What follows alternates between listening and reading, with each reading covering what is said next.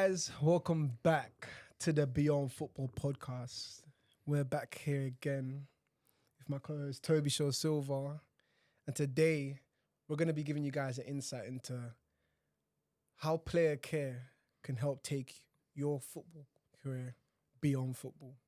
Today it's an honor to have managing director, founder of the Player Care Group, Hugo Schechter. Welcome to the Beyond Football podcast. Thanks, boys. Thanks for having me here. It's good to finally get on here. Thank you. Yeah, no, it's been we've been wanting to have you on for so long because of the way the player care scene is really taking over the football industry.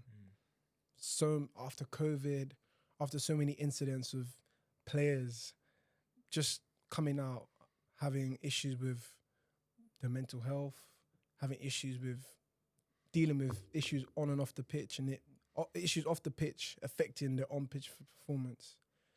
And a lot of players don't actually understand what player care is. So for players watching, or someone who doesn't know what player care is, why does football need player care? Oh, that's a good question. I think football needs player care because it's an industry like very few others, where it's such a pressured industry. There's so much going on the pitch. And so actually having distractions off the pitch can be a negative. Obviously, they're positive distractions, like second careers and stuff, that's excellent. But there's a lot of times where, especially in the first team level, there's things that are happening that, can really derail the on-pitch performance. So having people there from the clubs, or I guess from agencies more and more we're seeing now as well, having people there to help guide them, help give them advice, help maybe take care of issues off the pitch, really allows players to focus on the performance. But it's very different because, in academies, it's a very different role to first teams, So again, there's so much we could talk about today, but player care doesn't really have a set definition, which is sometimes unhelpful for me as a teacher and a company owner. But, it means so many different things to different people. Basically, like, how can you support these athletes to be the best human they can be? And that's, I think, really important. Yeah. And I think that's so key in terms of actually understanding what player care is. But before we dive into that, football is the grounding thing that brings us here today. Where did your journey in football start, and how has it led you to where you are today? I guess it depends how far you want to go back. I never played. I was a rubbish player. And so I love Football Manager, the computer game. So I always played that. And then I was at school, and one of the coaches there said you should get your coaching level 1 badges. Did that. This was like 10, 15 years ago now. So it was it was quite an easy course back then, but did it 17 years old. They gave me a team at school. So I was one of the older boys coaching one of the younger boys at school, which was quite a cool experience. And then I went to uni out in America, where I coached out there as well. So whereabouts in America? Washington, D.C., university called George Washington University. Started coaching cricket because the cricket team was needed help more than the football team, or soccer team, I guess. And then after a year, getting the cricket team to nationals, which I know nothing about cricket, by the way. So it was more like an organisational role. But got cricket to nationals, which was a really cool experience. Flew down to Florida.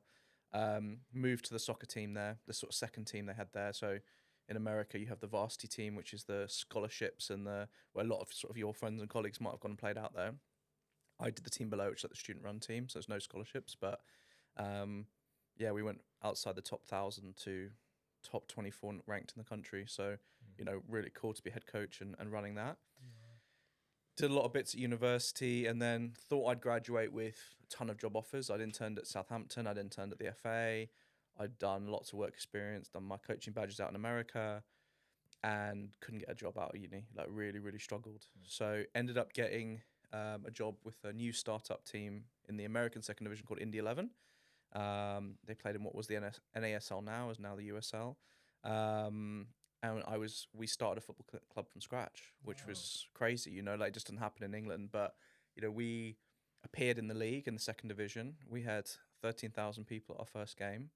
When I joined, we had 1 player and the manager. And we had to build a team, build a roster, as they'd say in America, find a training ground, build a training facility, find a kit supplier, buy all the kit, And in America, it's such a big country. Like, we had FC Edmonton away, which is in Canada. Wow. It's not like you just jump on a bus. Like, you're having to fly all these places and all of that. And then we went through that first season. Didn't win a game in my first season, which was tough. You know, it's bad enough when you got a losing streak. When you lose every single game or didn't win every single game, that was tough. And then halfway through the season, Southampton called me, where I'd been an intern, said, "Do you want to come back and be like first team player liaison?"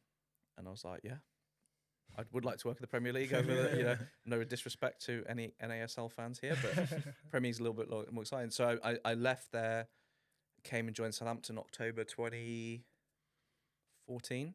Ronald Koeman was manager.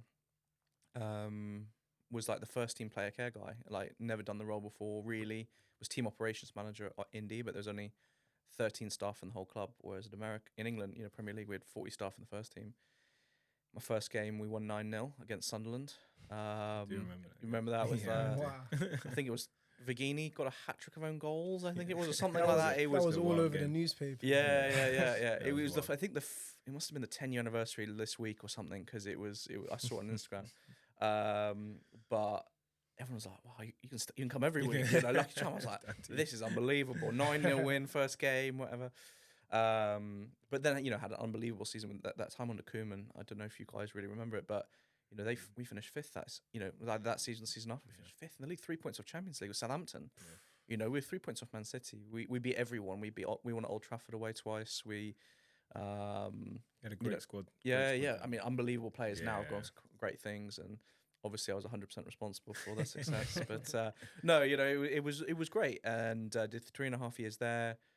Jose Font moved from Southampton to West Ham, and they were going through a change of their player care there, and he recommended me, and I applied.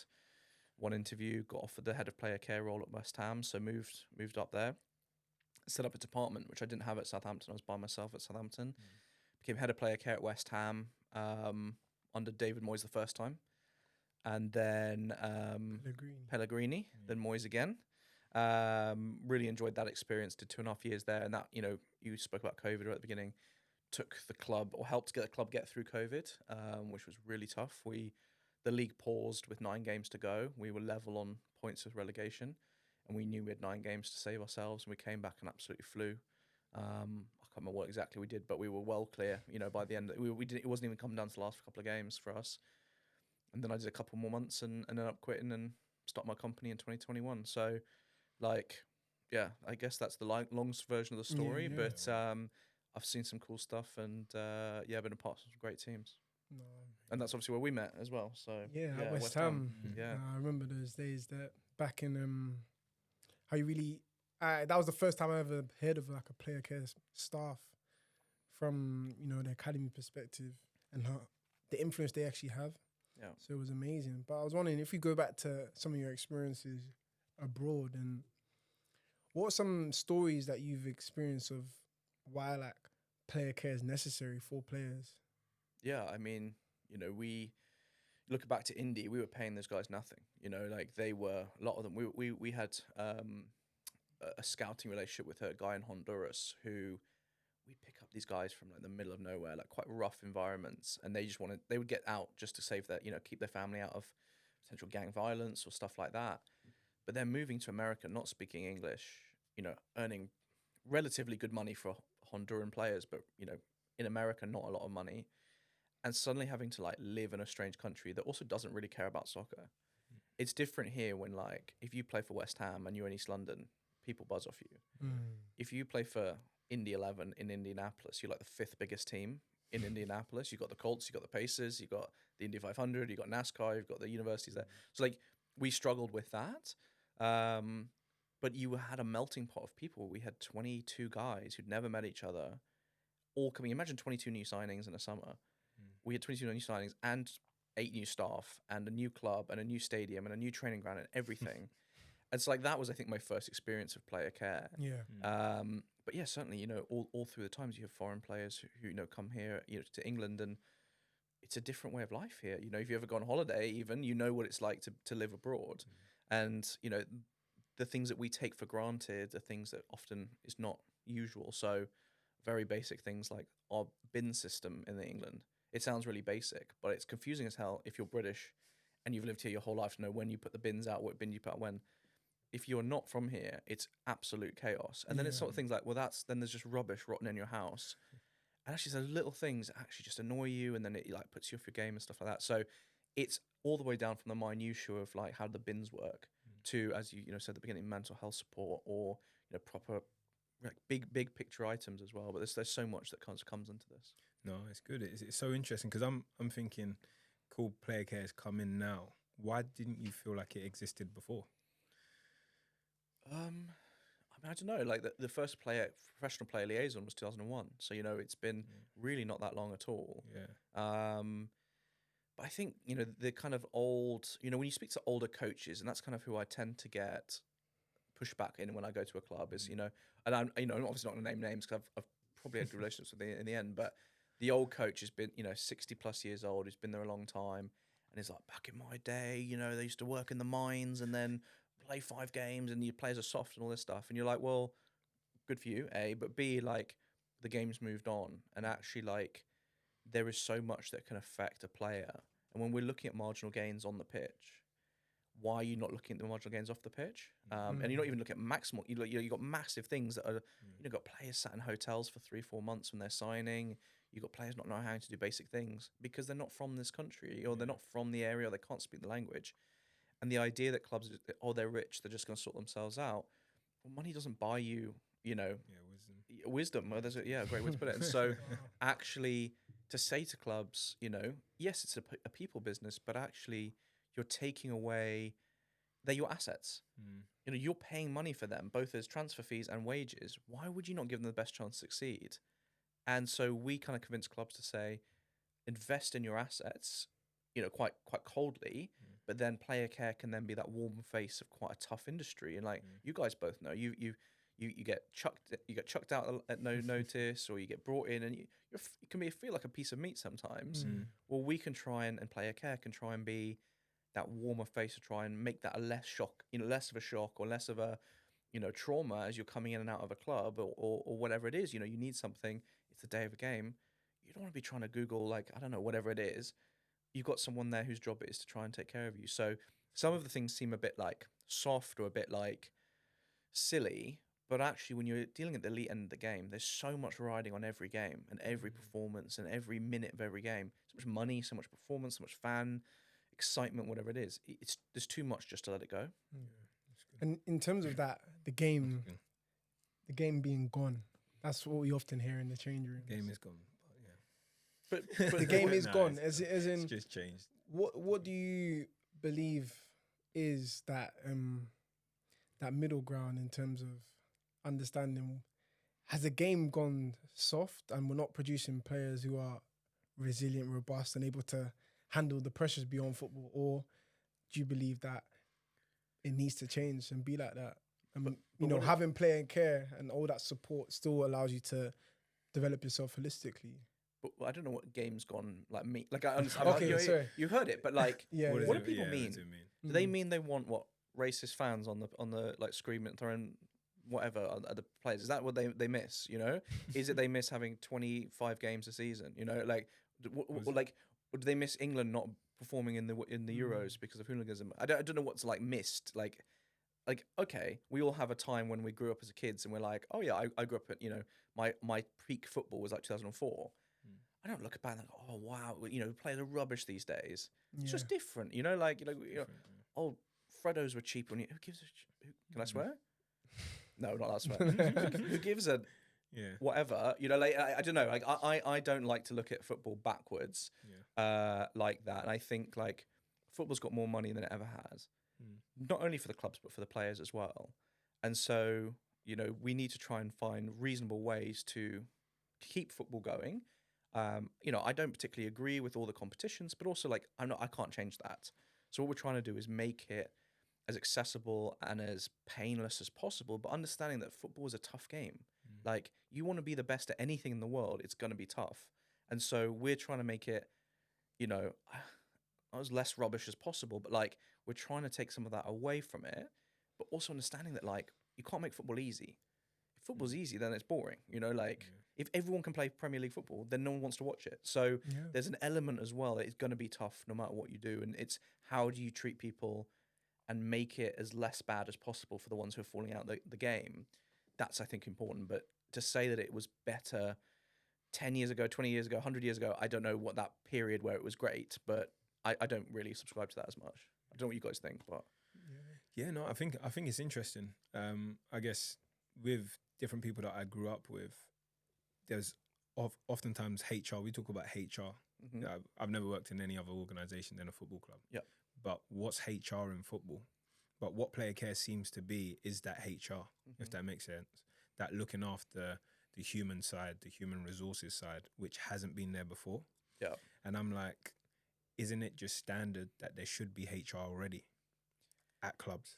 Yes. Or do you feel like there is HR, or player care is that HR? When we say HR, human resources, Yeah. going somewhere if you need help and support. But I mean, I would argue that HR, and this is probably not a business PFA. podcast, but like HR doesn't really protect people. It helps the companies company, yeah. follow the rules. Yeah. And so Which- like, yeah, but that's, I yeah. mean, this is a business. It's not a business podcast, Yeah, but it's like, not. I think like, look, player care is a weird role because you're sat between you're a club employee, and you're there to support the players, but ultimately you're always going to be a club employee, and so there is a limit to what you can do and what you can like stop doing, and that's going to maybe sound like I'm passing the buck or whatever, but it's the reality of sport. So I would normally be the one who's advocating like, oh, have you thought about this, or let's consider this. But ultimately, like, if a club wants to put a player on the transfer list or wants to completely uproot his family at one day's notice to do all financial fair play, I can't stop that. Yeah. I can try and help that transition out, and I can try and make it as less traumatic as possible, but I can't change how a club is going to buy and sell players or whatever. And then that's, I think, we're not a union, we're not we are there to make it as least bad as possible. And I keep saying that, but it's true. It's I cannot make football amazing. I can just make it less bad. And that's, I think that when you get to that point and you understand that, then you can be really successful at your job, because you're trying to manage the coaches' expectations and the directors' expectations and the players' expectations, the families and everything around the staff. And so you're juggling to try and keep people happy or try and find compromises. And so I think this idea that I can be some sort of martyr or fight for players, I do. And sometimes there'll be times I'll go, I'm sorry, I really don't agree with that. But am I gonna offer my resignation because I think a player's been treated poorly? I mean, maybe I would, but like probably not, to be honest, because we all have jobs.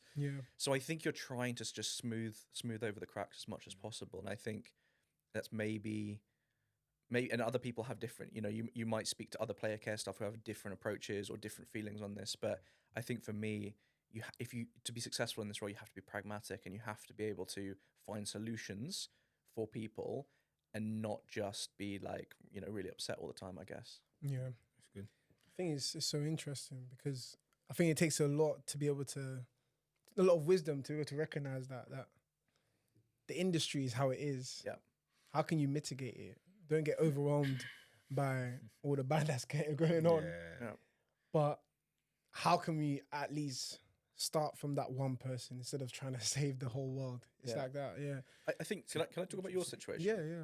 So we first met when he got called up to pre-season camp first team. You were like 15, 16? 15, yeah. And it was last minute. Someone else got injured or sold. I can't really remember who dropped out, but you were like suddenly pulled into the team. And I remember it was like a Saturday and we were traveling on like Sunday afternoon or something like that. And so I got this name and I was like, to be fair, don't think we'd met before, which is it's on me. I should have bet. But I think you were not even a 21 at that time. You were an 18. 16s, yeah. So like so I was going into my first year scholar, yeah. So like probably naturally we wouldn't really have met. And I remember the conversation being like, well, we don't have your parents, like your family permission, your guardian permission, so we can't travel. And I'm being like, absolutely not. Like that is a ridiculous reason to not allow a kid to come on a first team tour. But the argument inside the club was, we don't know enough about him as a person. Like we haven't spoken to parents. We haven't got all this stuff done. And I remember that argument being like, I am not going to call him and say, we're going to take another goalkeeper because we can't get the paperwork done. And I remember saying to Safeguarding at the time, we just need to get it done. If we have to stay all night, if we have to drive to your family house, whatever we need to do, we need to get down because I couldn't, we weren't going to take that chance away from you. And I think that's the kind of stuff where I think player care did advocate for a player. And that's not obviously the most serious situation, but it would have been the easiest option to go, okay, we'll just take someone else. Or we won't take a fourth goalkeeper or whatever. I don't remember how we took in the end, but 3 or 4. We won't take that goalkeeper. And that's, I think, a bit the pragmatist in me is to say, come on, we've got to think about this here. Like, let's not worry about how much effort it is. This is a once in a lifetime experience. Thinking about the players develop. And as a person, brilliant. if you've been called up to the squad, then suddenly you're told paperwork isn't ready, and that could be your chance. Yeah. How do you ever forgive that? And I think there were so many. Football is such a game of fine margins. I had a terrible story where I had it was when I was with Southampton, and there was a young lad who was young centre back due to play in the first team game, and it was like that first pre-season tour when obviously they bring some of the kids because everyone else is on international team. So we were away in Austria or whatever, and there was a sickness bug going through the camp, and we had lost 20 people. It was bad. Everyone was stomach vomiting. It was rough. And I remember this kid was supposed to start in the game, and I went to, he didn't come down for dinner, so I went to check on him, and I opened the door, and he's green, and I'm like, "You're right," and he's like, "Yeah, I'll be fine. I'll play tomorrow," and he couldn't even stand up, and I was like, "I don't think you can play it. I need to get the doctor." Got the doctor, and he's like, "No, we're gonna have to send him home." And he was like, "No, I'll play," because he knew he's playing in front of the first team manager. Yeah. Anyway, he got sick from a bug that went around the camp. He didn't play that game. Got sent home. 6 months later, he got released, and now left the game. I think he works in recruitment or something now. And you're not saying that if he'd played that game, he would have done really well, but those are the fine margins. If he had not got sick, he would have had the opportunity to play in front of the first team manager. Yeah. He could have done really well. Could have been that change that position, and that's where I think about that stuff. Is we need to give footballers, especially young players, every opportunity to get on that pitch and play. And so anything we can do to kind of make that happen, I think, is really important. So then, because I know we've spoken about, I'm grateful that I came through an academy that was at that elite level that offers the player care services. But how can player care fit in further down the pyramid in football? So is it applicable to players who are at not category 1 academies or even the non-league system? Yeah, I mean, so the Premier League rules say everyone in Cat 1 and 2 and 3, every academy has to have a full-time player care person. But a lot of the bigger academies are now having 2, 3, 4, 5 people, phase-specific player care, which I think is the right thing to do. But then we still speak to clubs in Cat 2 and 3 who have one person looking after everyone from under 8s to under 23s, and you don't have that in schools. That's tough. You wouldn't have a school system where you have a teacher looking after 8-year-olds and university kids. It just wouldn't happen. But in football, that happens. So there is something there. There's something better than it was 3-4 years ago. For me, it's much more at that level about giving those kids the opportunity to learn while they're playing, because so many less of them will make life-changing money out of the game. And so it shouldn't. And to be fair, the academies do a good job of this, but it's that dual career pathway. It's trying to make sure that people have something else other than football. Because if you're at, I don't know, Carlisle Academy, picking one at random, you're much less likely to make it than if you're at Man City's academy. So how can we support those kids that are going to make it in the game? Great, but those pathways either to the first team, another club, or out to work, or outside of football. For me, that's where the more player care should be. The smaller the academy, the more player care there should be. But football doesn't work that way. Finance doesn't work that way. So it is what it is. But much more focus on trying to have that ability for them to go and have success elsewhere. And there are so many kids that I've stayed in touch with, that I've worked with, that have gone on to better things than some of their, out of the game, using their knowledge of football. That team building, that discipline, that focus that you learn in elite sports, that they've gone to take out into business or life or whatever, and have achieved more and probably earned more than some of their colleagues who've stayed in the game. So I think there's definitely success stories, but then obviously there are some sad stories as well of not. Yeah, it's interesting because I'm always thinking, do you feel like those within the game, coaches, executives, do you think they actually care? I think it's a variety. There are some that definitely care. I think majority care at some level, but also if you're judged on, if you're an owner of a club, what do you want to do? You want to win things and you want to make money. And So- so if you cannot do either, if you are someone who cannot produce either of those, then how much are they, they might care a little bit, but like, what does caring mean? I think. Yeah. And so there are definitely people who care. There are definitely people who don't care. Yeah. I think to think that sport cares, I think is strange, but like universities don't care. Like if you go to, you go to your school, you get your A levels or your university degree, they don't keep in touch with you afterwards. They might ask you for money every now and then, but like they're not like 5 years later, how you doing? Like, well, like, and so it's no one like the world does not care. Football is not unique, and probably football clubs often care more about their alumni than other things. Again, not saying they do it perfectly, but like the world ultimately does not care about you unless you can help it in some way. And so I think it's, to try and understand like what is caring and what does that mean? Like, does it mean that you pay them for 100 years? Does that mean that you check in them every 5 minutes? I don't know what the level of caring is acceptable for football, if that makes sense. Yeah. No, because it's so interesting, because I guess we have conversations about this is football. Mm-hmm. You're a footballer. You signed the contract on the left. Your club signed on the right. Yeah. Where does care come into this? Yeah. Because I think if we don't manage expectations, people get disappointed and no one's held accountable or responsible. Yeah. And I'm always like, who's responsible for my care as a player? Yeah. Is it the player care staff? Is it safeguarding? Is it the player liaison? Is it the coach? Is it? Yeah. So we're in this big system, and we're called to kick balls, cross them, head them, save them, and then when everything goes Pete Tong, we're looking around to say, okay, cool, who's actually looked after me? Yeah. So I think from a player care hat, where do you feel like the responsibility kind of lies for the care of the player? Because the truth of the matter is, people might be shouting for care in football, but everywhere outside of football don't care either. Yeah. They don't care. Universities. I work at Sainsbury's and they let me go. Yeah. You think they're calling me every week to see how I am? So it's like, we're demanding something. Should we be demanding it? I mean, ultimately, the person who can care most about you is you. Yeah. And like, we are all there as non-you to, to add other things and give you options to things to take. Yeah. But ultimately, I can't force care on you, and so it's like sometimes, and I think the saddest times is when players have a really good player care department or a good environment and they don't want that help until it's too late almost. Yeah.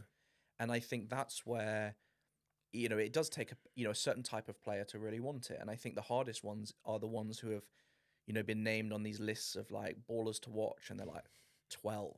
Yeah. I hate that so much. Like I got an Instagram ad because I follow enough football accounts.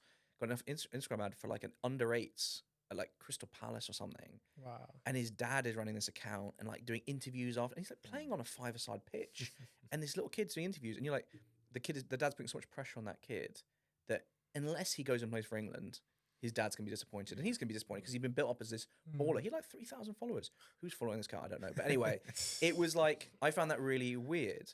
But that kid is gonna go through with that pressure of dad wanting clips, stop load, and you're injured, but when are you getting back? So we need more clips, stop load for this Instagram, whatever.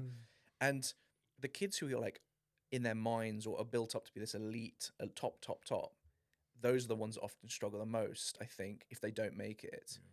But they're also the ones that also don't really want that help. And I think one of the difficult conversations, and I haven't got an answer for it, but if you're a player care member of staff, are you best off focusing on the players who really engage with your services and really want to be the best they can be? Or should you spend the time on the ones who really reject it and try and get them to a base level? Yeah. And different people have different answers on this. But like you've both probably played with players who are really sharp off the pitch. I mean, you guys both are good examples, but really switched on. You're studying, doing all this other stuff. You could get every ounce of out of the supports given to you. But you've also got people who are like messing around, focusing on the wrong thing. Should clubs focus on them more and say, you guys are actually going to be okay no matter what? We're not actually going to spend any time on you two. We're going to spend time on this kid who is a real, has a real potential to go completely off the rails. Or do you say, actually, you guys want that help? You've got much more potential. Just let that kid go. Yeah. It's kind of like the school system. If you understand, like they might have selection of bright students that they want to focus on, ensure that these are textbook students that we're going to promote, or you have those ones. I think it's such an interesting dynamic. But the key question that really came to mind there when you were speaking, Hugo, was how do you spur someone on to something that is so important and necessary, because on the podcast we speak, we speak to so many different players who are actively doing it, but we don't actually speak to those players who are not doing it. Yeah. So how do you actually tap into them? I think it's just general I think it's discussion. hard because, we've all grown up where you get told, like, you should do this, and you never want to do it. If it's your teachers or your parents or older, whoever, you kind of look at them and go, what do you know? Yeah. And then you realize 10 years later that they were right. And that's really hard because I'm also now like 33. I don't have much in common with a 16-year-old, 17-year-old coming through the academy. They see me as an old guy, so then it's hard. So ultimately, you're trying to find role models that they do care about. And it might be a former player. It might be someone who has been through that journey, and either failed or not failed. But I think the idea is you kind of keep trying to get different people to give them the same message and hope that something lands. But then there's also a point where you got to go, what else can I do? Yeah. And that's really tough because, if you've got a squad of 25 players and you spend 90% of the time on one player, it's not fair on the other 24 of them. Mm. And so, we don't have a position where clubs have got, not that 25 player care staff would work, but to have that, you've got to get to a point where you go, I'm sorry, it's just not worth it. Yeah. And that's what, but every business, schools get into that point, universities, businesses, you have to make that decision. But that's really tough as a player care person when you either say, it doesn't happen as much in first teams. I think it happens more in academies because if you've got to the first team, especially who I've been fortunate enough to work, they've already achieved a certain amount. So it's rare that those guys go off the rails, to that level. But it can be really hard when you've got, I think especially in academies now, there's an expectation of a lifestyle that they have to drive a nice car, they have to have the same wash bag, have to have all this stuff. But I know what they're getting paid on a scholarship, and it's not a lot of money. Yeah. And you got a kid coming in a Mercedes A-Class, and you're like, where's he got that from? And then you find out he's on a 7-year lease. And you're like, oh my God, what's he going to do?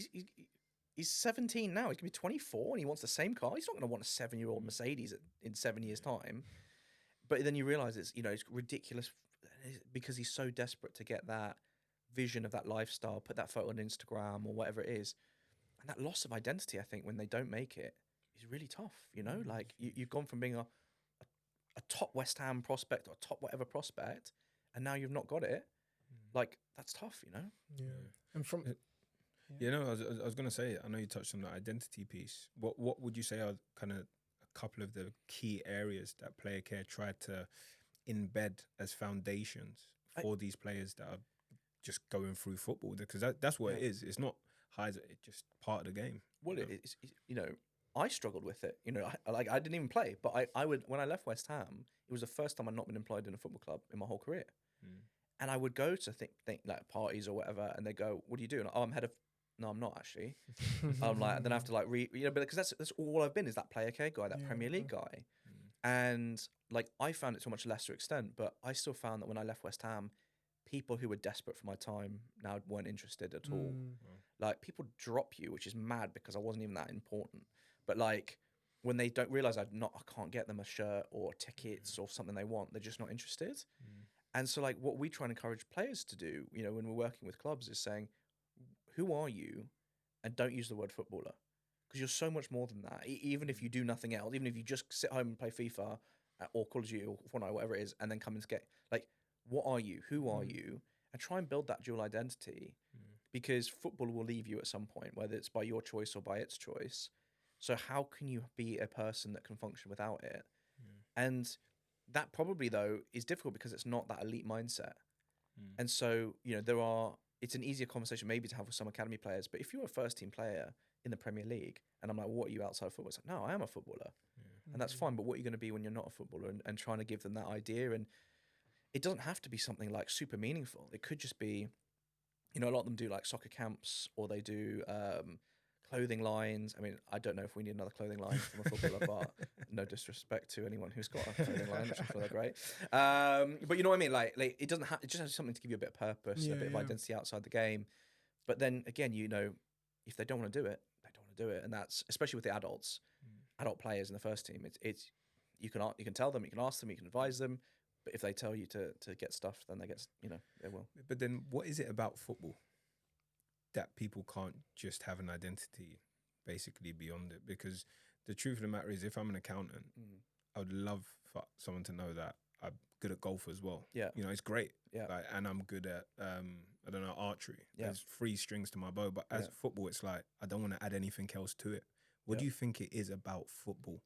I think football's changing though. I think back in the day, in like the good old days when the game wasn't gone, as you guys said earlier, like it was seen as if you weren't focused on your football 100%, you couldn't make it. And I think players, you know, such as Marcus Rashford, for example, have shown that you actually have time for a lot of other stuff. Like a footballer's day is not actually that long. You know, like especially like in the first team Premier League, you're in at 10, you're probably gone by 2. It's quite a lot of hours in the day to do other stuff that's really interesting. So I think there's now more of an acceptance that people can have a brand, a charity, you know, something else going on, and it actually, far from distract from the football, can actually improve it because it gives you an escape. Like the amount of, you know, when I've worked, you know, as a consultant in some of the big clubs, you know, when you have a really bad result, you hear that players go, well, I won't go out to dinner if we lose a game in that city. And you're like, what do you mean? It's like, because the photo will go on Instagram, Twitter, or it will go on, you know, in Daily Mail, and it will be, the negative backlash will be, oh, he doesn't care. I was like, yeah, but you're a human being, you need to eat. Yeah, well, we'll just order in, you know, so we'll have plans knowing that at 5 p.m. on a Saturday, we might cancel those plans because we've lost the game. And like, that for me is a shame, but that's also a reality. I don't judge the player for doing that, but this idea that you can't do anything else, because like, if anyone has a bad day at work, what do? You go and do something else. You don't go, oh, I'm going to do more work. But there's always this accusation that you lose 5-0 on Saturday, you should be in training Sunday. No, give them a day off. Like, allow everyone, get away, get their head cleared, and come back. And yeah, you maybe do a double session on Monday, but there's always this idea that no, we're gonna come back in Saturday night. You're gonna run for hours when you get back. But that's the thing. Like, I think player care or having an identity beyond football is kind of, in some players' eyes, in opposition to that elite mentality, that Mamba mentality. Because it's like, how can you tell a player to have an identity beyond football, but then Kobe Bryant is out training 3 a.m.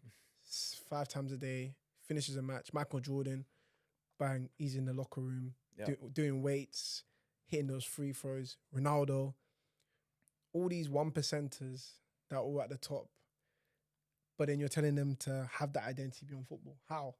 Yeah, but okay, question for you. If you had trained at 3 a.m. every day, do you think you'd be playing week in, week out for England right now?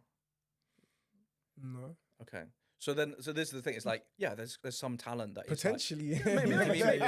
If you think that's, I mean, like, I don't believe that's the difference. Like, okay, I haven't had to be different play, but like, I mean, like you, if you are a generational talent and then you add really hard work onto that, no doubt.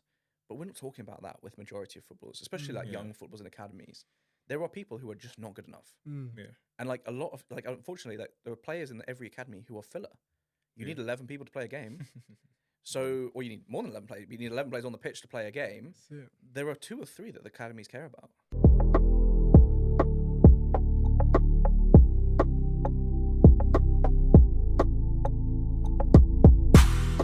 And so if you're one of the other 8, telling someone, yeah, get up and hustle. And like, we all know players that could have hustled 24 hours a day until the day they die, and they would never play in the Premier League. So why? Like, and I get your point, which is like, oh, it's kind of a counter to the elite mentality. But then are we saying that, you know, we should only focus on those elite players? I think, if anything, like, my work should be focused more on the players who aren't going to make it, or the players who aren't at the elite level. It's funny, I was having this conversation the other day where it's like, can you be nice and be elite? And I don't think you can. I've met a lot of nice people. What do you mean by nice, though? As in, like, engaging, friendly, like, whatever. And like, I'm not going to name players because I think it's unfair. But the nicest players I work with, none of them are really elite. They're nice. Why do you think they're not elite? Because you've got to be selfish. You've got to be so we speak about that as well. And I think it's so true. I think the players that I know that have gone on to do, they're absolute.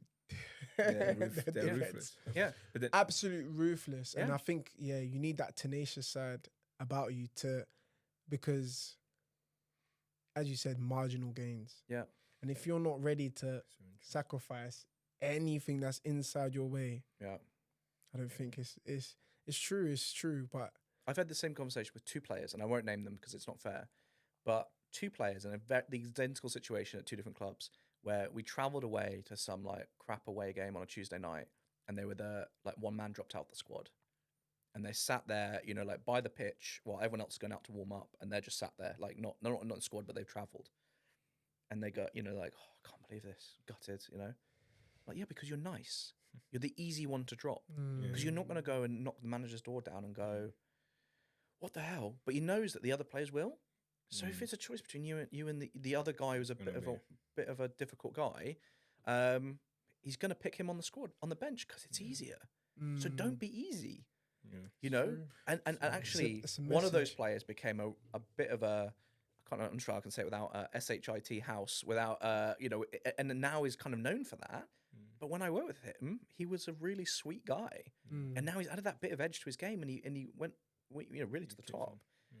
And the other one didn't, I think, and you know, is still playing good championship football, but like didn't really take that step to maybe where he could have been. So it's interesting. It's so interesting because I guess that it's more of a knowledge of the game that you're playing though, because I guess nice is like a whole characteristic or value of an individual. Yeah, where this person's a horrible person. Yeah, but we're not saying that. I think it's actually understanding the tricks of the trade to say this is what it takes to succeed in this domain. Yeah, and I think it's similar to player care to say this is what's going on within football. Yeah. Look after yourself. Yeah, if you want to get to the top, do these things. Yeah. It might be opposite to how you are. Yeah. But these are the things that are necessary when it comes to being selfish or when it comes to player care. Yeah. This is football. They don't care about you. Yeah, yeah. Make sure you look after yourself, you know. yeah. And I think it's probably giving more people those gems to say, this is how you navigate through this space and come out successful at the end. So, really, really interesting. Yes. I think it's so, as you said, it's so interesting because it's like similar to just different characteristics.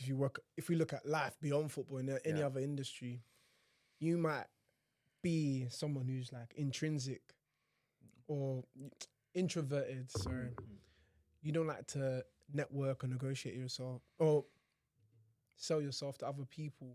Yeah. But if you want to succeed in a certain career, if you want to have a business, if you want to, you know, climb up the career ladder, you've got to put yourself out there. Sure. So it's the same way footballers need to have that. What should we? You need to be slightly a little bit of a dickhead. Yeah, you have to. I think you do. It's so interesting. I don't even, not even a little bit, but I feel like it's even more so the further and further down you go down the pyramid. Yeah, because if you're not, then it's gonna eat you up. But I feel like it's the nature of football though, because they only really respond to fear. Like you said, the manager's only probably doing that because he's more probably scared or afraid of what a certain player is going to do if he's dropped, rather than because based on ability values, someone like Son, for example, he doesn't need to be nasty. Yeah, he's so good. Yeah, he's so good they can't ignore him. You know, so I think it's understanding where you are, who you are, because obviously I'm not a big champion of telling kids to be selfish, but the truth of the matter is they need to know what they need to do to be successful. Yeah, you know, and I do understand because I've seen over my years the people that are selfish, care about themselves, rise to the top in football. But bear in mind, Life. Really, like, which is, I mean, a lot of my is so interesting. All my experiences in the first teams. So again, you know, I'm not saying this to 14-year-olds. No, you know, course, like, but it's those kids, you know, those guys who are sort of, you know, in the young academy, and like, it's not my job to change their mentality or whatever that, but it's just like a, you know, human to human, you say that. But like, I've worked with some really difficult players, like nasty people almost. But you know what? I respect it because they're genuine. And I always would say, like, but those players, I would combat that with aggression myself. And like, again, I'm not going to name the player, but I had one player who was literally like, if you do not do this, I will get you fired. And I was like, my contract's longer than yours. Go ahead. And then he backed down. But that is like, you have to have, that was right. That's experience. Yeah, but that's also, I was confident in my own ability. Like, brilliant. I knew that they weren't having him anyway. Came with a big reputation. But like, would I say that to, I don't know, Mark Noble? Like, then I really would have been gone. You know, like, but you understand, like, as in you understand that there's a dynamic of it. But a lot of people go, oh my God, I'm so sorry. Yeah, no problem. Yeah. But I was like, no, I know that what you're asking for is unreasonable. I've tried for you. I've told you I've tried. I've shown you how I've tried, and you're still not having it. It's not appropriate. Do not speak to me like that. We're done. And actually, the respect from him changed massively in the fact that he went to another club and asked if I could come and join that club. And like, but I don't think, day one of my first, at in 11, I never would have spoken to him like that. And like, but that's how I have, like, I guess, confidence in my own abilities now. And I've been around enough teams to know that actually, had he called the manager or the owner, they would have gone, yeah, go away. Like Hugo, we're back at Hugo, but that could have gone the other way. And so sometimes you have to go toe to toe with people or show them respect. And I think, like, we were speaking off camera about like how I got on with people at clubs, and it's because I treat people not like superstars, but like people. And like, we'll have jokes with them. We'll make like, we'll laugh at them, with them, or whoever it is, like we'll create that thing that was like, we are peers. You're not up here and I'm down here. We are peers. And like, I will support you. And sometimes I'm doing things for you. And sometimes I'm asking you to do things like commercial appearances you don't want to do. So we have that peer relationship. And I think that's how you can be successful working with athletes. It's not to be overawed by them, whoever they are. I think I don't find the celebrity of football very interesting, because I've been around a lot of cool players, but a lot of them are like not that interesting people, So like but they're also just people, and they're just human beings. And so if you treat them like gods, then then you won't get that level of respect on them. So it's treating respect, but not with like admiration and adoration that you aren't then on a peer with them. Yeah, and we spoke a lot about the experience of like player care just blowing up massively since different incidents, COVID, change of industry, the game getting a bit changing softer, if we will. Why has it been like blowing up massively? Because I go online and I just see player care everywhere. I mean, at least our marketing's working. The marketing's exactly. It's everywhere, so it's brilliant. But I don't think players actually understand what's actually going on behind the scenes. So where does that stem from? Why have the Premier League like made it mandatory? I think to be honest, it probably got to a breaking point where they couldn't not have it. I don't think the standards are very high, from what the Premier League have got. I think like we as a company are not aligned with the Premier League, so we advocate for higher standards than the rules are because we believe that that's important. I think it's more and more because more players have a voice than they did before. Before social media, you would only hear from players like in a post-match interview, and now anyone can talk anytime. I think there are more players in the game as well, and more players being willing to open up their experiences. But also, there's more money in the game, and like again, what we're trying to do as a company is allow clubs to look after their assets better. And the reason the way we do that is by being caring and warm and putting nice things in place and supporting people as individuals. But it's ultimately to help the clubs not lose money. And we did some research recently on failed transfers, and it showed that Premier League clubs are losing 23 million euros a year in players who have failed each. So player care doesn't cost that much money. If it did, I would be driving a nicer car than I do. But like it's not saying to clubs like let's not be ruthless, let's not be tough, let's not be trying to strive for the best, but let's reduce the chances of players failing because they can't succeed off the pitch, or they can't cope with life, or the families aren't happy, or whatever it is. And so it's an easy, cost-effective way for clubs to take this more seriously. And so I think you're hearing it more because it makes performance sense, it makes financial sense, and it's also good because it's better for people as well. But I don't think it's this sudden like altruistic, like caring vein of football that suddenly popped up. I don't really believe that's the case. And then some of the experiences you've had with like difficult players who are not receptive to that dual career message. How do you get a player who is not receptive to that dual career message to actually take that first step and start to explore like other things around outside of football, player care, that will actually help him on the pitch? I think it's about trying to find something that they can actually succeed at.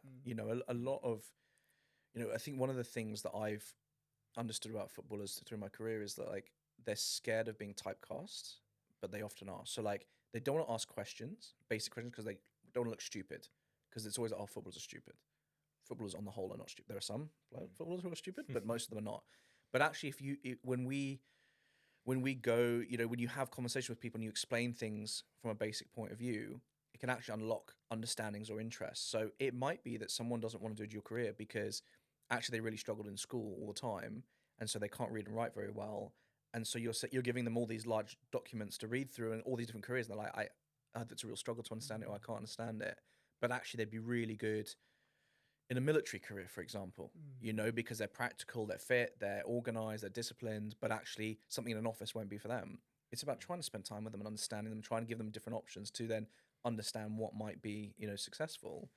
But ultimately, if someone really, really doesn't want it, you can't force them to have a dual career, like ultimately, again, we are an optional service, on a lot of occasions. And often, clubs will support players even after they leave, which again is unlike most industries. So even if they change their mind later on, the clubs will normally try and help, but you can't, you can lead a horse to water, but you can't force it to drink. Yeah, I guess it's about that match quality. When you actually find what you love to do, you don't tend to need to drive someone to go and do it. Yeah. And I guess from your experiences, do you feel like there's better match quality at the elite level or at the lower level of football, in terms of players being more receptive to actually dual careers? I think at the elite level, a lot of them, it's different because, you're talking about Premier League footballers. A player signing a contract today shouldn't have to work again in their life financially. Yeah. So it's a very different thing. You're always saying to career players, post-career that level, is what are you going to do to fill up your day? Not how you're going to pay the bills. That's very different to kids in the academy, especially like Cat 2, 3, 4 academies. It's like, how are you going to pay your bills and what are you going to do to enjoy yourself? But bills is the most important thing. So at a Cat 4 academy or Cat 3 academy, you might be doing trades, bricklaying, electricians, plumbing, because you can earn good money in those, and they're great jobs. If I brought that into Arsenal's first team and was like, Declan Rice, we're going to do a bricklaying course, that'd be ridiculous, So I think it's that, then for someone at that top level, it would be more about, what do you want to do a foundation? Do you want to do a soccer school? Do you want to do a clothing brand, which we don't need, or whatever it is? Like it's aspirational. It's more like find something to fill up your time, because it's tough when you see former players who've left the game, who haven't left the game on their own terms, and they just hang around it, and they're trying to be like, relevant's not the right word, but like the game has left them, but they haven't left the game, and like it's a lot of players don't want to be coaches now. It's hard. Coaching is hard. It's not easy. I think people think, I can be manager of my hometown club, great, but that doesn't happen really. You're talking about under 18s academy, Cat 3.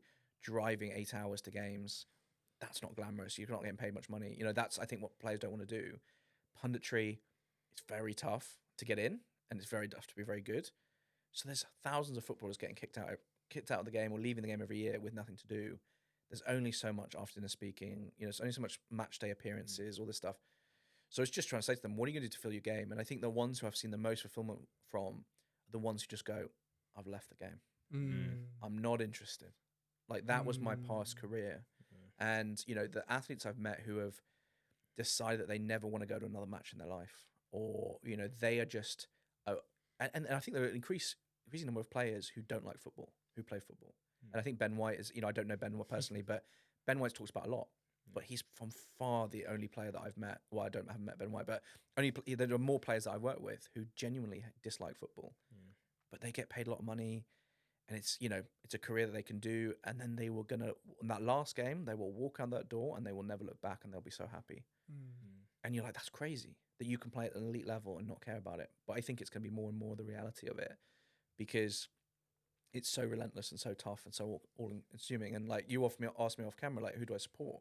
I don't. Because I don't enjoy football as a fan. I don't get enjoyment out of football. I get enjoyment out of my job, and I get enjoyment out of looking after people and helping clubs. I probably go to 1 or 2 like matches a year, if that. Yeah. Because I don't enjoy it. I don't enjoy doing it. So, but I'm passionate about sport. I'm passionate about people. But the only time I ever check results is because my fantasy team, which isn't doing well. So yeah. But that's the common misconception and understanding of players, and we often talk about how do we reduce those numbers of players who've earned a great salary, but they're still not able to manage it afterwards. So when you said that's players who find the most fulfillment are the ones that just don't look back. I think it's so interesting because I feel like when you've been doing something for all your years and there's no other options, how can you let go of it ultimately? I don't know. I mean, I haven't managed it. Like, I actually not start a business in football, but like, I would love to. You know, honestly, if I could earn money the same way I do now, not saying I earn a lot, but like it's you know, I have a good niche in the business. If I could do that, like running an art gallery or like running a coffee shop or something, sign me up. Like, there's an amount of bad people in football, or like the, you know, difficulties of getting everything. I would be there if I could, kind of thing. But it's tough because if you didn't achieve what you wanted to achieve or what you thought you would achieve, or it was taken away from you by an injury or by you didn't get the contract you wanted, then you don't have that closure. And I don't know how you can give someone closure. That'd be a psychologist who would answer that question. But to give someone closure on something and go, actually, I don't want to do it anymore, or like, I want to have weekends off. You know, and I think it's about trying. You know, what's the benefits? Like, one player said to me, "Is that what I'm going to do is when I retire, I'm going to get really fat. I'm going to get really fat. I'm going to go on holiday. And I'm going to eat and drink whatever I want for months because I haven't for 15 years, and I'm going to travel to every place in the world that I wanted to travel to because he's got the money to do it. And he said, then after 2 years, I'll get back in shape and I'll find a job because I want something to do. But for the first 2 years, I'm just gonna whatever I want. And I'm like, cool for you, man. Like, that's that, and that maybe is the closure that you need to go, I don't miss that, you know. But the adrenaline. There's a really interesting former player called Jan Rosenthal, was not a big player. He was in Bundesliga, and he talks about missing the adrenaline of a match, like missing that feel. I think he was a forward, so missing that goal scoring feeling. He's like, how do you get that back in life? And he said, you can't. So but your body is conditioned to like expect that every, you know, running out to a crowd or whatever it is, scoring a goal, keeping a clean sheet, whatever it is, your body gets used to that. And then after 13 years, it's just gone. So it's not even like a mental thing. It can be a physical thing as well. And so, you know, there's a lot on this, but I don't know, you can teach that, you know, it's like quite complex. It's a common thing that I'm not clever enough to understand for sure. And you spoke about obviously those, how complex it is as a problem. With your experience of player care and different roles and the consultancy you do with different clubs, how do you guys work alongside like different professionals, like psychologists, like mental health professionals, doctors, to help players during that experience at those different clubs, and even just after being at those clubs and just having relationships with players? I think it's really important that you know your boundaries. Like, I'm not a psychologist, I'm not a counselor, so I can help signpost the right people, but I would not step on toes. I would not try and diagnose. I would not try and do that. And I think that's where player care can get into trouble. I think it's when you try and be the savior for people. Like, you can't be sometimes. Sometimes you can be, but a lot of times you can't be, and you're not qualified to do it, and you can actually do more harm by trying to do it. I think for me, it's about having a really good network of professionals. And, you know, obviously in Premier League clubs, you've got people who speak different languages. So if someone's struggling mentally and you put them onto the psychologist who's, you know, an older English guy, doesn't speak any other languages, it's hard enough to do therapy in your own language, let alone trying to translate it in your head and do that nuance. So how do you find someone who speaks their language, but who's trustworthy, who's, you know, going to be appropriate and stuff like that? I think as a player captain, the best thing you can do is have a good network and have a good plan for what to do in different scenarios. But you can't provide all that support that maybe, you know, that I think it's assumed that you can, because I did a business degree. I don't have qualifications in any of, you know, like, you need years of qualification to be a psychologist or a counselor or whatever. I don't have it. So you work with them, and you know, we can help on more of the operational side of it sometimes. But it's about having a good relationship with all the staff, because actually, like, the two people that spend the most time with players, masseur and kitman. And so actually got a really good relationship with them. They pick up stuff all the time. And so if you can go like, oh, kitman, what, you know, obviously the name, but kitman, what, you know, what, oh yeah, you know, he's on the phone to his missus, he's really struggling with something. Cool. Let me go check in with him. So it's that you work with everyone. Yeah. It's not snitching or anything like that. It's just like help me and I'll help you kind of thing. And then that's the best thing you can do, really. Yeah. That's very interesting. Yeah. They're the ones who need to be equipped with the skills to manage those relationships because they have the most contact. Yeah. It's so interesting because you see player care not as a role, but actually as a responsibility for the club and for the industry. Yeah. And I think that probably shifts the mindset of maybe people, staff that are working in football, but also for the player themselves to say maybe it's not just a one person ticks all the boxes, Yeah. but there's actually loads of different people that can contribute to care. Is there any examples of, I guess, organizations that you feel like do it really well and why? It's hard because I can't see in there unless I've been there. So like you see from the outside, but I think one thing I've learned in football is that people who everyone says are good are rarely good. Like, you know, like football is a weird thing where you're like, oh yeah, Hugo's world class. Never work with me. I could be rubbish. But I could talk well on a podcast or whatever, you know? So like, I think like it's hard for me to say, yeah, they're really good. So many of the player care people are really behind the scenes, don't like to talk about what they do. It's very much private. They're introverted people. So it's really hard to know what's good and what's not good. You know, the bigger clubs obviously have more support. You know, they're more staffing, they have more resource. But there are some people at the lower league clubs who are doing some really excellent stuff as well. But to say specifics, it's really tough because every club is so different and every club has different challenges. You know, if you're a rural club in Cornwall, you're going to have different problems than if you're sort of in a city in London. So it doesn't mean that they have different problems, but they react to them differently and they maybe have less sort of crises. I don't know. So it's hard for me to say, yeah, these are the best or these are the worst or whatever. I think because I don't want to talk out of turn when I don't know everything about it. No, it's good. It's good. And then I guess what makes a good player care program, if that makes sense? I think you've got to be, you know, we talk about when I'm teaching, we talk about club and player balance. So balancing the club's needs and the players' needs. And the times when player care staff get sacked is when they go too far to the player's side. And I'm not saying that means that they are too like helpful to players. It's when they can't say no and they can't push back and they become a bit of like a doormat or they get carried away with the celebrity of it. And then, you know, you suddenly got the player care guy drinking with players in a club, completely inappropriate, you know, and then you should be fired. And so I think for me, it's the ability to be friendly without being friends. And so like when I was at West Ham, for example, I did not have a single social interaction with anyone at West Ham. I was very friendly at the training ground, very friendly with my colleagues, but never went to dinner with anyone, never went drinking with anyone because it was my job. My job was to be professionally friendly. Now I've left, I'm friends with some people from there, but most people not. And I think and I got that wrong early in my career. When I was at Southampton, I was in a situation where I was 23 years old when I became first team player care at Southampton. I was in a city I didn't know anyone. I was lonely. There were people my age who were also in the same boat. And so we'd hang out, we'd go for dinner, we'd play games, whatever. Like, and then it was difficult at work when there'd be like, right, we're going to put that player in the bomb squad and I'm supposed to be going for pizza with them later. And you're like, oh, this is a little bit tricky or whatever. And so when I went to West Ham, I consciously made that decision. So I think the ability to be friendly without being friends and crossing that line, because if you break that, you can create a rod for your back. I think you've got to be organised. You've got to have a good network. You've got to have a good bull SHIT filter, because I can't think of a nice way of saying that. But like a lot of times, there are so many people trying to get to players who are bad actors or acting in the wrong interests. And to be a gatekeeper and say, no, you know, we're not allowing you into the squad or not allowing you access, and having a good filter of what's good and what's bad. Be charismatic. You know, I think you've got to be able to command interest, respect, have conversations with players and get them to buy into you.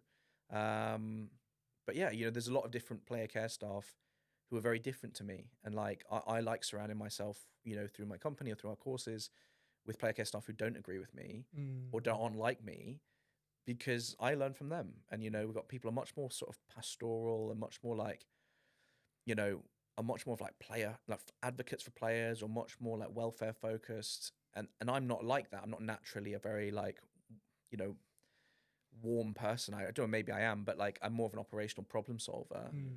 And so to have different people and a diverse group of people who can look after players, I think leads you to a better outcome. So a mixture of genders, a mixture of racial backgrounds, a mixture of life history, you know, young people, old people, I think can give you a really good player care department. And we spoke a lot about the elite level, and I know that's your experience, but just a idea, because obviously we've had different experiences from different ends of the pyramid. How can player care benefit players at the lower leagues, or even non-league? How can we introduce player care services, or is that something you guys have thought about? Yeah, it's interesting. So the club I do follow the most is Boston United, now in the conference for the first time in a while. Been supporting them for 15 years. Finally got we got a player care group advertising board on the side of the pitch. Nice. And went to the new stadium. It's a great new stadium. Actually going this weekend down to Eastleigh away. But anyway, interesting talking to them because they are a small club in National League. Yeah. They're kind of isolated in Lincolnshire where they are. And they've got they're trying to be sort of pro, but they're not full-time pro. They're kind of like this. It's not semi-pro either. I can't remember what they're called. Hybrid, yeah. And they've got people who are driving for hours to get there and really trying to do stuff. And they don't have the budget to be, to do the stuff we do in the Premier League. But for me, like when we talked to them, we had a lady from there do our course recently, and it was really interesting. But it's like, how can you do things that are cheap that are also impactful? And so, like, one of the things, we say to clubs that can't afford, proper player care person is create a name, a sheet with everyone's faces, names, and titles on it that you can give to new players. You guys have changed clubs, a number of times. You walk in, like, someone, oh, morning. You're like, is that the owner, or is that the groundsman, or is that like a random bloke who shouldn't be here? I don't know. And if you have that on your phone or your pocket, you can just pull out and go, oh yeah, that's Steve-O, the kit man, or whatever. That's something that doesn't cost any money, but it takes a bit of thought and care. And actually, like, those are kind of things where, okay, give them negotiate a local deal with like a B&B or a hostel, something that they can crash at for the night, or, a local discount at a local restaurant that they can get a good post-match meal at, or something like that. Those are things where, like, a bit of care and a bit of time actually doesn't cost anything, but can make a big difference. But it's tough, as you said, I don't have a direct experience in the non-leagues, but like if Boston said to me, should we hire a full-time player care person? I'd say no, spend it on other stuff that you're going to have more of an impact on you guys, because you don't have foreign players, you don't have players who are, you have probably players who are struggling, but you don't have players who have like the need for that full-time player care, but have a bit of thought about what it's like to play for that club. And from my experience, they do a really nice job. And it like, if you go to their stadium, it's very warm and engaging, and like, maybe it's part of being in Lincolnshire that everyone's really friendly, and being in London, we don't get that often, but like, I'm always blown away by how really nice everyone is there, and how much they care. And so, can you find local people in the community who are Boston United fans who want to give them a room to stay in overnight, if they're coming back late from a game? I don't know. It's like it's that pragmatism. Yeah. But often those people at clubs are working so hard, and there aren't many staff there, so it takes time, But I think it's trying to put you can put thought in without having to put money in. I think that's sort of the message to the smaller clubs, but it's never going to be the same as the Premier League. No, definitely. That's top, because I guess it's a value thing from the clubs, even in the non-leagues, to say we're all players. Yep. And actually, a lot of players have played higher before that are in the non-league at the moment. Yep. And I guess one of the things which will probably never be replicated, like you said, Premier League clubs have a lot more resources, but actually being able to think outside of the box. Yep. But from a player's point of view, do you have any advice on actually providing care for ourselves or seeking after certain opportunities if our clubs don't provide care? I think, trying to use your network of pros, like there will always be someone who's played that club before you, or, you can ask questions to. But it's tough, man. Like, I've not been there, I've not played, so it's hard for me to say, yeah, do this or do that. I think look out for your fellow pro, like, just keep an eye on things. If you see something, I mean, I sound like Transport of London, but say it. If you see it, say it, But like, look out for people. But like, I don't have a magic bullet that I can sit here and go, do it. I coached, not last season before, at Step 7 and non-league. I hadn't done my coach badge. I hadn't coached in 10 years. They said, do you want to do the reserve team? Like, yeah, sure, no problem. That was eye-opening for me. Now, that's a really low level. It's all amateur. They're actually paying to play, and it's really amateur. But you've got, like, I had one game when my back line went on a stag do together. And you're like, as a manager, I didn't have to deal with that in the Premier League, you know? Like, you get their floodlights and they've got money in the floodlights, so you're playing in the dark, you know? But actually, like, I'm like, well, what does player care look like then? Yeah. For me, it's like all these people have other jobs, so it's like, how do we give them as much notice possible about games coming up? How do we let them know? How can we choose training day to make sure that it clashes with the least things possible? You know, if there was a big, we'd lose Champions League night. If it was a big game, we'd lose half our squad. They wouldn't come to training. You're like, bloody, you know. Yeah. So for me, it was like an organizational thing. It was more like, how do you create something that people want to come to? And so I focused more as a manager on building a culture of good people. And we would go, we could go to the pub afterwards because it was that low level. But I wanted people to say, that's something I want to give up my Saturday for. I want to come to the game. We're going to play hard. Hopefully we win some games. We didn't win very many. But we'd go to the pub afterwards and have, even if you're not drinking, have a good atmosphere and make people want to give up their weekends for that. It's very different to the first, Premier League. We wouldn't have that. But like, it's something that I thought was really important, is you create that community where people want to stay there. Because like, I mean, Boston, again, we don't have to talk about Boston that much, but they got promoted. They lost their two of their three of their best players. And so that's really hard, But I don't know if Boston could have done anything more because they've gone to League Two from the Conference North or National League North. But is there a community feeling that you could, increase or whatever? I don't know. Yeah. So you guys know better than me. You've moved clubs, you've chosen clubs, but I'm sure the best feelings are ones where there's a good community there and that you want to do it rather than it's just a place that will let you play for a bit and you want to move on. I don't know. No, 100%. And just stemming from what we spoke about about players in the academies, but also who come through different stages of a player cycle. You've worked with elite clubs. What age groups do you think struggle the most in terms of leaving the game and not being in that elite environment anymore, from your experience? It's probably the ones who got the closest, I would think. Those like second year scholars, maybe first year pros. I think once you if you get released at 11, you weren't a footballer. Let's be real. You might say you were, but you sound like Jay from the In-Betweeners or whatever. But I think it's like if you've played a game at first team level or tasted that, been on the bench, and then you get released. I think that's really tough. You've kind of had a taste of it. I think there was a player I worked with who started in the Europa League and now plays, I think he's only 27, 28. He plays step 2 or 3 in non-league. He's starting the Europa League. And that's I don't know, how he feels about it, but he was touted as the next big thing. He scored in the League Cup, first team level. I think that would possibly be my guess for it. But then other people have different ways of looking at it. Some people will look at it and will go, look, I'm going to ride this train as long as I can. I'm going to get as much out of it. I'm going to make as many connections, and I'm going to study and I'm going to do all this stuff. And then when it ends, I can walk away with it fine, I don't know. I think it really comes down to individuals. But I'd imagine the closer you get, the harder it is to lose it. Yeah. But you'd probably have to ask other players that rather than me. Definitely. No, it's been amazing. As we just about to wrap up, our key question from your experience in the 11, in the States, Southampton, working with some of the biggest clubs, not only in England but across Europe also. Who are you beyond football, Hugo? That's a good question. I mean, look, I left football in 2020 to focus on my work-life balance because I don't enjoy football as a fan anymore. I wasn't getting that buzz out of it.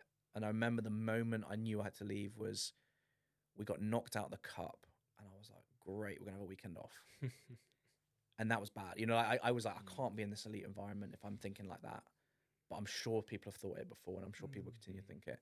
But we got knocked out. I can't remember. I think it was Oxford United or something. I can't remember. It was bad. And I just sat on the bus like, oh, great, we're not in the next round. And I think they drew Man City or something. I was like, great. And I think I stepped away from the game to focus on my work-life balance. So I now enjoy traveling. I've been learning French for the last 4 years. I've got a 1,500-day Duolingo streak, which I got last week. I spend a month in south of France every year. I speak French in a little village, and I'm the happiest I am. Drinking wine, eating cheese. That's me happy. And I worked the rest of the year to get to that point to be able to do it. And like, I'd never do that if I was in football, you know, like I'd never be able to do that. So I think beyond football for me is like, football is a way for me to earn a living, to help people. And because I think I have a unique experience, or a semi-unique experience of football, but for me, it's not my life anymore. I don't introduce myself as a football. I actually, when my friends introduce me to other people, like, oh, Hugo works in football, I hate that. Like I always never want to talk about work. Yeah. Like if I'm in a cab and they go, what do you do, mate? I always say insurance broker. Because no one wants to talk about insurance. Because the last thing I do is, oh, I work in football. Oh, what's that? Oh, what? West Ham. You know, so I shy away from the football side now. And like, I'm very, although I'm on social media, I'm private. Like I don't talk about really football with my friends. And I don't really, like the two don't really interlink that much. And I think that's made me much happier and healthier. Because before, like, football was my life. Like all I did was football, you know, every game, home and away, pre-season, all the time, football on call 24/7, phone ringing all the time. And that's fine for a while. And it was exciting. I've achieved some really cool things. I sat on the bench at Wembley in a cup final. I've done, you know, Europa League, never did Champions League to be fair, but you know, like, I've experienced some really cool things. Yeah. And that's kind of in my past now. It doesn't say I'll never go back into club, but it's kind of in my past. So like, I have that closure where I'm like, I'm okay with that. And I think I'm lucky that I've been able to stay in the game enough to earn a living and keep connected, but also be away from it to have a work-life balance and enjoy stuff. And I think that's important. Sounds amazing. Well, I'm sure a lot of players now understand that the game's not gone, it's just changed. And they have that insight into player care and how that can, what it actually is. Yeah. Just unblurring those grey lines. But for me, my key takeaway has just been like, players need to really have that dual career, but you can't force anyone to have that dual career. Yeah. You can't force anyone to have an identity beyond football. They need to discover what they're actually passionate about, but also something that's actually possible that they can actually succeed in. So it's been an amazing experience. It has. I've got to ask this burning question though.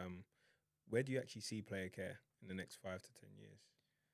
I mean, for business-wise, it'd be great if it became a massive thing and was like everyone was needing it. No, I think it's growing and growing. Clubs are getting bigger and bigger departments. It's becoming more and more of a focus. I think what we do as a business is trying to show clubs why they can't live without it. And so for me, like the Premier League, the Premier League first teams, 19 out of the 20 clubs have a player care provision of some kind. But you go to France and it's like 5 clubs out of however many they got. Italy's like 1 club. Germany's like 3 clubs. So we're looking at wider across the world to try and do that, and try and grow that provision, you know, at clubs.